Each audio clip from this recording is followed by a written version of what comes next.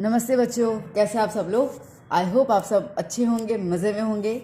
सो बच्चों, आज मैं लेके आई हूँ एसएसटी का सोशल साइंस का पेपर 3 का section B. Section A upload हो चुका है, आप देख सकते हैं। सेक्शन बी और सेक्शन बी 2 मार्क का है, तो मैंने इजी से इजी क्वेश्चंस का आंसर्स निकाल के रखा हुआ है। तो चलो शुरू करते हैं हम लोग हमारे क्वेश्चंस के साथ। तो सबसे पहला नंबर आता है 17 नंबर।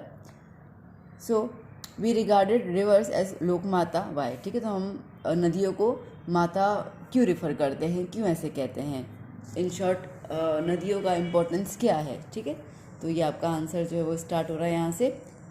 सो इंडिया के अंदर like we all are Indians, so we know कि हमारे इंडिया में, ठीक है, जो नेचुरल वाटरवेज होते हैं, शुरू से हम लोग यही पानी लाइक हम लोगों को ज़िंदा करने के लिए जल ही जीवन है। तो जल कहाँ से आ रहा है? इन नदियों से ही तो आता है। ठीक है, जिसके हमें जीवन प्रदान हुआ है। तो India culture has flourished on the river bank. ठीक है, पहले पहले जो थी वो इंडस और रवि के रिवर्स काफ़ी ज़्यादा यूज़ की जाती थी। उसके बाद फिर लाइक गंगा, यमुना, सरस्वती, इंडस, ये कुछ जो है वो काफ़ी प्रभाव है। ओके, इंडिया के लोगों का आपको पता है, गंगा नदी, गंगा माँ हम कहते हैं उनको। रिवर्स ही है जो हमारे सोर्स ऑफ ड्रिंकिंग वाटर है, घर का काम वगैरह, इरिगेशन, इलेक्ट्रिसिटी प्रोड्यूस करना होता है, हर एक चीज़ जो है वो पानी से ही होता है। तो यहीं से ही हमारी ज़िंदगी की शुरुआत भी हम ये कह सकते हैं। रिवर्स जो है वो हम लोगों को हेल्प करती है for the industries making like clay utensils वगैरह। ओके, हमारे घर वगैरह बनाने में भी पानी का काफ़ी हाथ है, आपको पता ही है। और विथ ऑल दिस इनवेलेबल गिफ्ट्स, ठीक है, पानी जो है वो हमारी ज़िंदगी को काफ़ी सुंदर और प्रॉस्परस बनाता है। इसके लिए हम इंडियंस जो है वो नदियों को, ठीक है, वर्शिप करते हैं और उनको लाइक जीवन प्रदान हमें कर रहे हैं, इसके लिए हम उनको लोक माता कहते हैं, माता। ठीक है, माँ के हिसाब से हम उनको सिम्बलाइज करते हैं। ओके, चलिए इसका और state the fairs of Gujarat. ठीक है, तो गुजरात में वो मेले जो होते हैं ना, कहाँ कहाँ लगते हैं। तो उन्होंने कुछ खास पूछा नहीं है कि प्लेस वगैरह बतानी है क्या, तो मैंने बता दिया है। 2 मार्क में है तो आप 4 कोई भी नाम लिख दीजिए, चलेगा। ठीक है, मोडेरा जो है, श्यामला जी, वोथा, ये कुछ मैंने आपको नाम दिए हुए हैं, तो मैं इसको रीड नहीं कर रही आपको। ऑलमोस्ट जो है वो जगह जो नाम है उसी के ऊपर जगह का भी नाम आ जाता है, तो दोनों सेम ही है। तो आइए चलते हैं नेक्स्ट क्वेश्चन की ओर। 18 write about the hand weaving as an Indian art. ठीक है, हाथ हाथ बुनाई हम कहते हैं ना, हाथ कढ़ाई। ठीक है, तो वो वाला। तो ये पूरा आंसर है like India is well known for its excellence in textile. ठीक है, शुरू से हमारे यहाँ पे टेक्सटाइल इंडस्ट्रीज और टेक्सटाइल बिजनेस काफ़ी फेमस रहा है। एशियन इंडियाज ढाका रीजन जो है वो काफ़ी फेमस था for producing muslin cloth. Muslin बहुत पतला सा और बहुत शानदार कपड़ा आता है, थोड़ा सा चमकने वाला होता है, काफ़ी पतला कपड़ा होता है, ये काफ़ी डेलिकेट होता है। And fine that it's whole big piece ताका, जिसको हम टाका कहते हैं। ताका मतलब कि एक लंबा सा पीस आप ले लो, ठीक है, उसको हम कहते हैं। Could easily pass through a ring, वो इतना पतला होता है, इतना सॉफ्ट होता है कि एक अंगूठी से वो पूरा का पूरा निकल जाता है। और आप उसको इतना लपेट सकते हो, इतना लाइक फोल्ड कर सकते हो कि आप उसको फोल्ड कर करके, ठीक है, आप उसको मैच बॉक्स के पीस में डाल सकते हो। ओके, आप समझो 1 मीटर का आपने कपड़ा ले लिया, ताका। ओके, वैसे तो उससे ज़्यादा ही होता है। India was quite famous for its carpets. Carpets है हमारा, निटिंग ना, स्वेटर वगैरह बुनते थे ना पहले हमारी दादी वगैरह, ठीक है, वो है। आर्टिस्टिक्स वीविंग काफ़ी फेमस है हमारे यहाँ पे। Among them Patola of Patan, ठीक है, कांजीवरम और बनारस की साड़ी, बांधनी ऑफ राजस्थान। ठीक है, ये कुछ यूनिक वर्क्स हैं। ओके, अब इसका एक्स्ट्रा क्वेश्चन क्या है? How many ragas are there in Indian classical music, what are they? तो टोटल 5 मेन रागास है। ओके, और नाम दिए हुए श्री, दीपक, हिंदोल, मेघ और Bhairavi. 19 give brief information about the Ellora caves. ठीक है, अजंता एलोरा केव्स गुफाएं पता होंगी ना।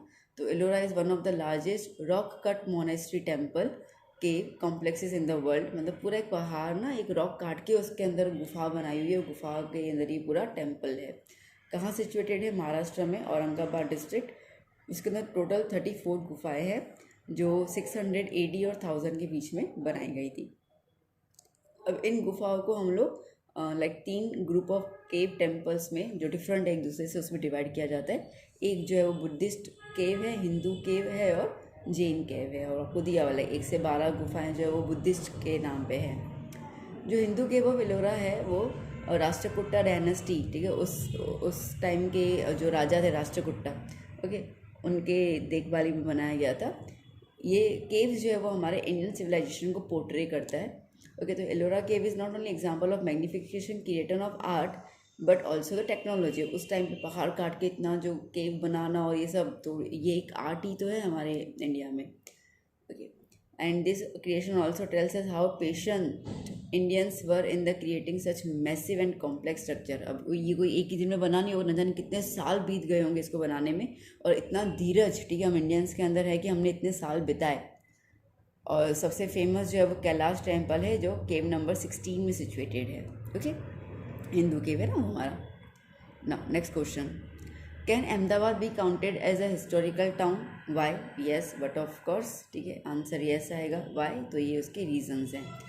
तो अहमदाबाद जो है वो हिस्टोरिकल सिटी से गुजरात में। Ahmedabad has a rich Asian heritage consisting of Bandra fort, Jama Masjid, mask of queen ना, रानी का हजीरा कुछ कहते हैं इसको, तो ये कुछ है। उसके अलावा आपको दिए हुए हैं कांकरिया लेक है, शेकिंग मीनार, जुलता मीनार इसको हम कहते हैं, सिद्दी सैयद की जाली। ओके, ये कुछ काफ़ी सुंदर सुंदर जो हैं वो चीज़ें हैं यहाँ पे, फोर्ट्स है, एशियन हेरिटेज है। तो उसके बारे में हम लोग ये सब रीज़न वैसे हम कह सकते हैं कि हाँ जी, इंडिया जो है वो हिस्टोरिकल टाउन में, सॉरी अहमदाबाद जो है हिस्टोरिकल टाउन में काउंट किया जाना चाहिए। ओके, चलिए अब इसका एक्स्ट्रा क्वेश्चन देख लेते हैं।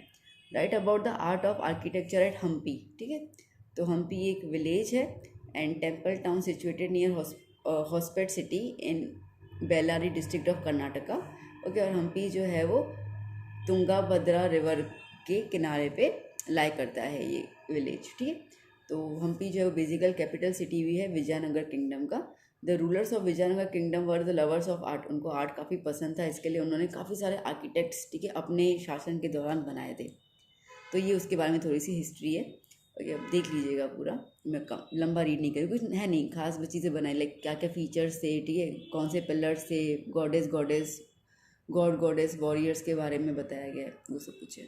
Next question 21, how do people damage a heritage? ना लोग किस तरीके से हमारी पुरानी जो हेरिटेजेस है ना उसको डैमेज कर लेते हैं। पिकनिक पे जाते हैं, ट्रैकिंग वगैरह पे जाते हैं, ठीक है, तो बहुत सारे लोग वहाँ पे गंदगी फैला देते हैं, कचरा छोड़ के आ जाते हैं, जिसकी वजह से ना वो चीज़ काफ़ी ख़राब हो जाती है और नेचुरल हेरिटेज हमारा डैमेज हो जाता है, फिर उसको कोई देखना पसंद नहीं करता।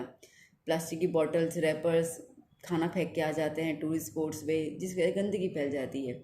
बहुत सारे तो जो कपल्स है वो अपना प्यार का प्रमाण, ओके, अपने नाम और ये सब जो दिल विल बना के आ जाते हैं, ठीक है, जिसकी वजह से काफ़ी वो स्पॉइल हो जाता है। बहुत सारे लोग जो है वो ना लाइक शुशुपड़ी करके आ जाते हैं इन जगहों पे। लिखा भी होता है कि मत करो, तंबाकू वगैरह फेंक के आ जाते हो, अपने को पता है जहाँ पे लिखा होता है नो, वहीं पे हम काम करके आते हैं यस, ठीक है, तो वो वाली बात है। ओके, इंडस्ट्रियल रिलीज जो है वो वहाँ पे इंडस्ट्री वाले भी अपना कचरा वचरा वहीं फेंक देते हैं। तो अगर जहाँ पे टूरिस्ट प्लेस पे अगर आप ये सब गंदगी करोगे, ठीक है, तो लोग कहाँ से देखने आएंगे? तो लोग गंदगी को देखेंगे ना, वो जो पूरा इतना हेरिटेज बनाया हुआ है, इतने सारे इतिहासकारों ने, वो तो देखेगा नहीं कोई, ठीक है। तो इसके लिए इन हेरिटेजेस को मत बिगाड़ो।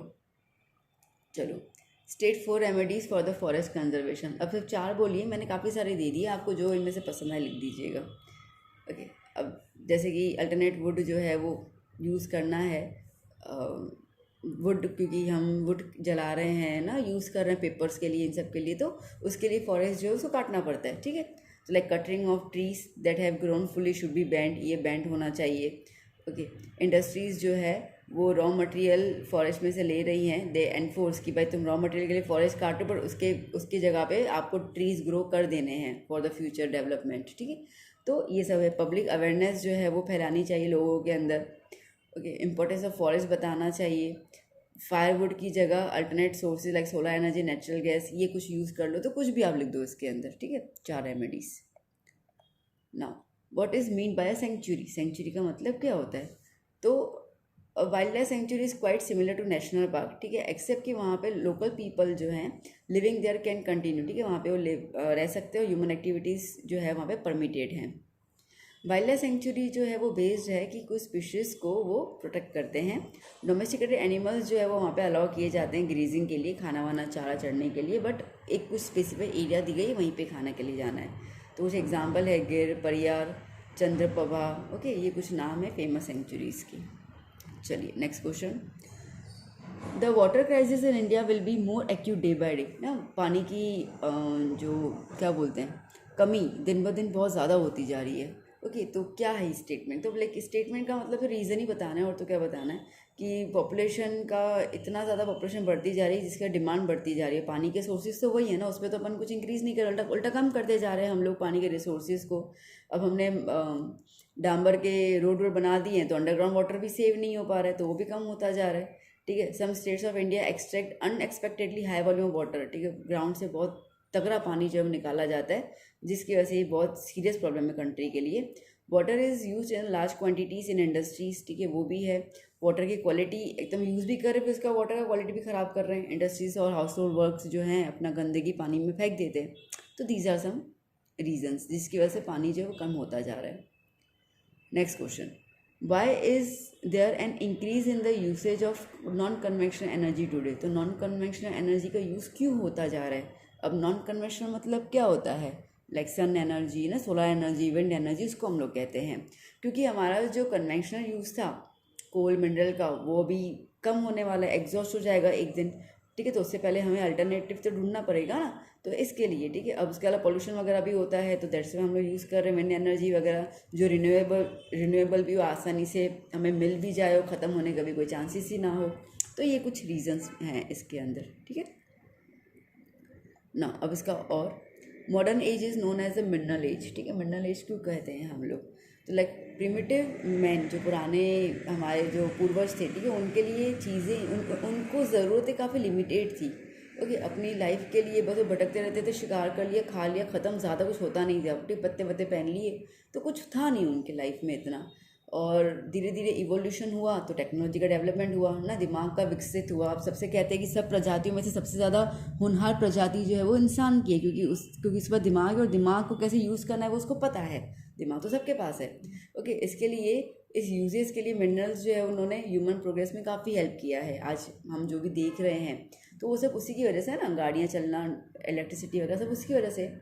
स्टोन एज में जो मैन है वो स्टोन्स यूज़ करते थे हंटिंग के लिए, बट अभी ठीक है, but now he is travelling into space. ठीक है, तो कहाँ हंटिंग के लिए पत्थरों का यूज़ किया जा रहा है, कभी कहाँ पे भी हम लोग चांद पे और मार्स से पहुँच रहे हैं।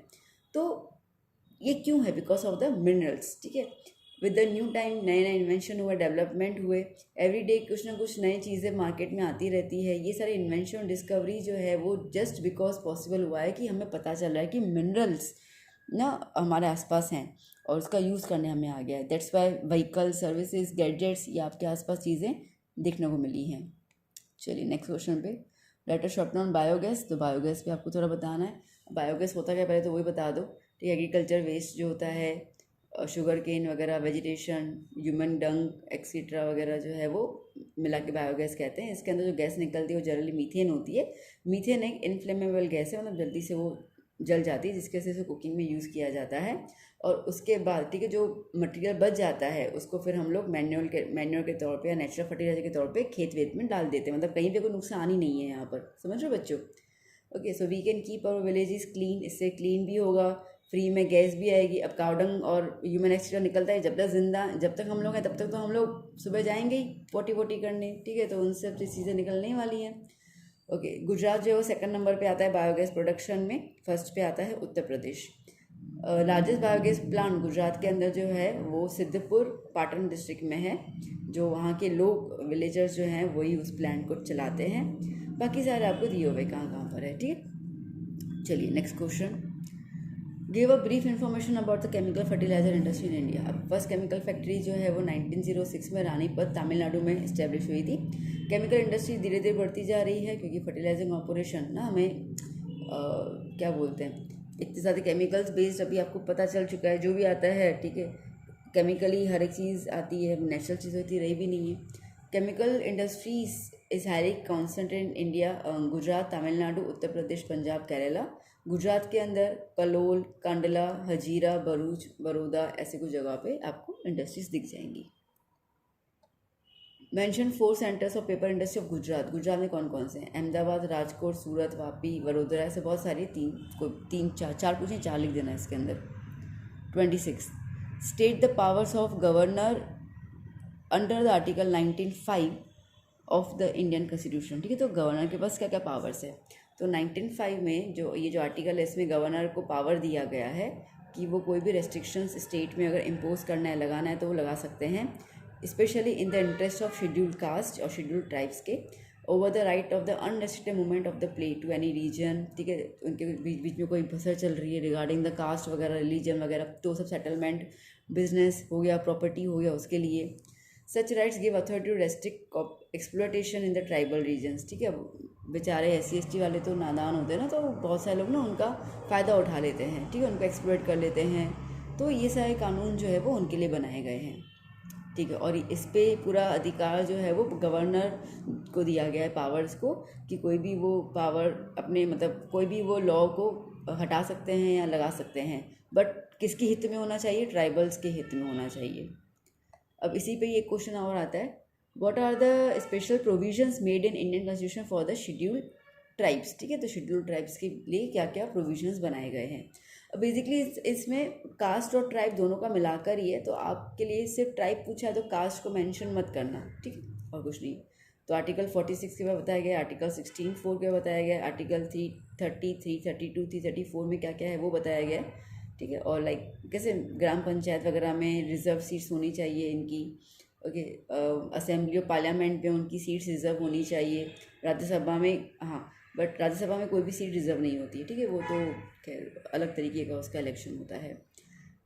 16(4) के अंदर, state government feels that backward classes are not represented the proportion in the government job, the state government will have the right to provide reservation in the appointments. ठीक है, जॉब वगैरह स्टेट गवर्नमेंट जो है इनको provide कर लेता है। तो ये सारी चीज़ें हैं, प्रोटेक्शन वगैरह दिया जाता है। ठीक है बच्चों, तो यहाँ पे हमने सेक्शन बी, हाँ जी, सेक्शन बी हम लोगों ने फिनिश कर लिया पेपर 3 का। आई होप आपको समझ में आ चुका है। आई ट्राइड कि आपको शॉर्ट एंड स्वीट में आंसर्स एक्सप्लेन कर लूँ। तो चलो बच्चों, अब मिलेंगे नेक्स्ट क्लास में with the section C, SS का पेपर, साइंस, SS और मैथ्स। ठीक है, तीनों पेपर्स जो है वो अपलोड होते जा रहे हैं, आप देखते जाइए। कोशिश करती हूँ कि फटाफट अपलोड करती जाऊँ, एक भी दिन में मिस नहीं करती, ताकि आपको मटेरियल आपके एग्ज़ाम्स के पहले जो है वो काफ़ी अच्छा खासा मटेरियल आपको प्रोवाइड हो जाए। तो बच्चों, मैं आपको इतना सपोर्ट कर रही हूँ, तो आप भी सपोर्ट कीजिए, लाइक कीजिए, सब्सक्राइब कीजिए मेरे चैनल को, मेरे वीडियोस को अपने फ्रेंड्स के साथ शेयर कीजिए, और उन्हें भी रिक्वेस्ट कीजिए कि सब्सक्राइब करें मेरे चैनल को। जैसे मैंने आपको पहले भी कहा है कि ये एक सीरीज़ चल रही है गाला की, अब नेक्स्ट सीरीज़ आएगी जहाँ पे ऑब्जेक्टिव्स, इंपॉर्टेंट क्वेश्चंस वगैरह मैं आपको देती जाऊँगी, because we know Gala is not enough. Okay, Gala is enough for to score 50%, 50 to 60%, but हम लोगों को 70-80% लाने, 90 लाने, तो we need some extra effort also and extra preparation also. तो वो भी मैं लेके आऊँगी। तो बच्चों, मेरे साथ रहिए और पूरा आपका बोर्ड ना अच्छे से गुजरे, यही मेरी आशा है। तो keep studying, keep hard working. Bye bye बच्चों, टेक केयर।